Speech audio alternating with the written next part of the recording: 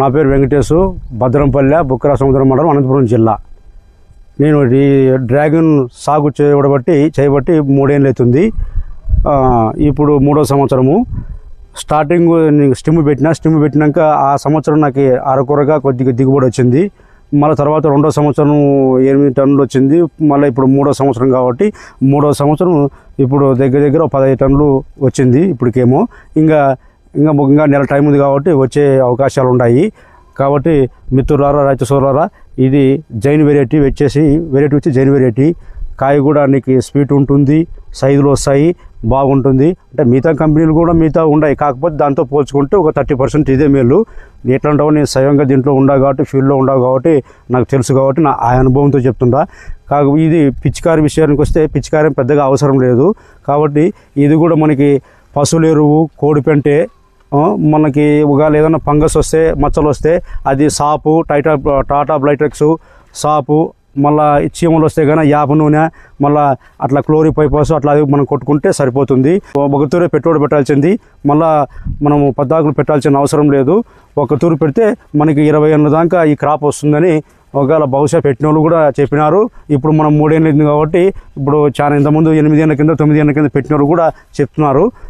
ఇప్పుడు మనకి స్టార్టింగ్లో మన బఠానీ గింజంతా స్టార్టింగ్ వస్తుంది. తర్వాత చిన్నగా ఇది మొగ్గయి మళ్ళీ 15 రోజులకి ఫ్లవరింగ్ ఇడిగి మళ్ళీ నెల తర్వాత మనకి ఫ్రూట్ వస్తుంది. ఇట్లా ఉన్నప్పుడు ఇది మనము ఇట్లా తీసేసుకుంటే బాగుంటుంది. ఎవరన్నా కానీ పెట్టాలనుకున్న రైతులు మీరు చూసి పెట్టండి. ఇదంతా బాగుంది. సైజులు కూడా ఇట్లే ఉంటాయి. ఈ రకంగా వస్తుంది సైజులు అంతా. మొత్తం చూడండి మిత్రులారా, రైతు సోదరులారా, చూడండి. వెరైటీ వచ్చేసి జైన్ వెరైటీ. మనకి టిల్లీస్ పద్ధతిలో సాగు చేస్తుంటాను. 1.5 ఎకరా పెట్టినాను టిల్లీస్ పద్ధతిలో. ఎకరాకు వచ్చేసి 4000 మొక్క కంటే ఎక్కువ పెట్టద్దండి. ఎక్కువ మొక్క కాంపిటీషన్ అయిపోయి దిగుబడి కూడా తగ్గుతుంది. మనకి 1.5 ఎకరాకి 6000 మొక్క పెట్టినాను. ఇతర పంటలకు పోల్చుకుంటే ఈ పంట ఎంతో మేలని నేను అనుకుంటున్నాను. నేను చూశాను కాబట్టి చెప్తున్నాను.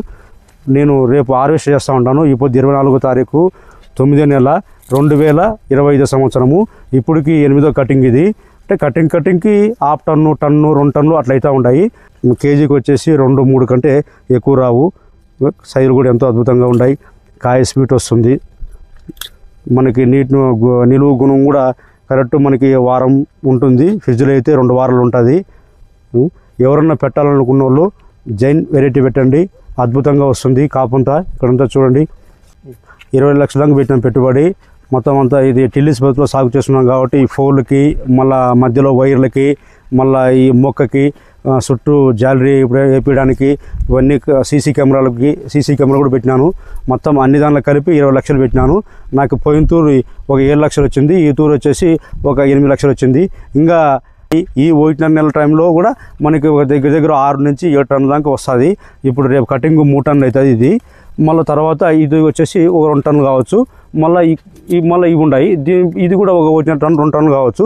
తర్వాత మళ్ళీ వర్షాలు వస్తే మళ్ళీ ఎక్కడన్నా అరకొరగా బర్డ్స్ వస్తే మళ్ళీ ముగింపు సీజన్లో కూడా ఎక్కడన్నా ఒకటి వస్తాయి. కాకపోతే ఇది వచ్చేసి మనకి సెప్టెంబరు ఫస్ట్ వారమో 2వ వారానికి వర్షాలు వచ్చినా రాకపోయినా కూడా వాటికి స్టాప్ అవుతుంది అనమాట. ఎప్పుడు మనకి బర్డ్స్ రావడానికి, మళ్ళీ ఫ్రూట్ రావడానికి వాటికి స్టాప్ అవుతుంది అనమాట.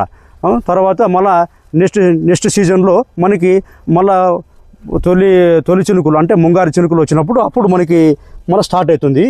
అప్పుడు ఇది మనకి జూన్ నుంచి నవంబర్ వరకు క్రాప్ని ఇస్తుంది. ఇట్లా రెడ్ వచ్చినప్పుడు మనము కట్ చేయాలన్నమాట. మనకి పలుకు మీద ఉన్నప్పుడు కట్ చేసినా బాగుంటుంది, రెడ్ వచ్చినప్పుడు కట్ చేసినా బాగుంటుంది. మన కేజీకి వచ్చి 50 రూపాయలు పోయినా కూడా ఎటువంటి రైతుకి నష్టం ఉంటుంది. కాకపోతే 1 టన్ ఇన్స్టాల్మెంట్ అంటే ఒక తూరే మనం పెట్టుబడి పెట్టాల్సింది.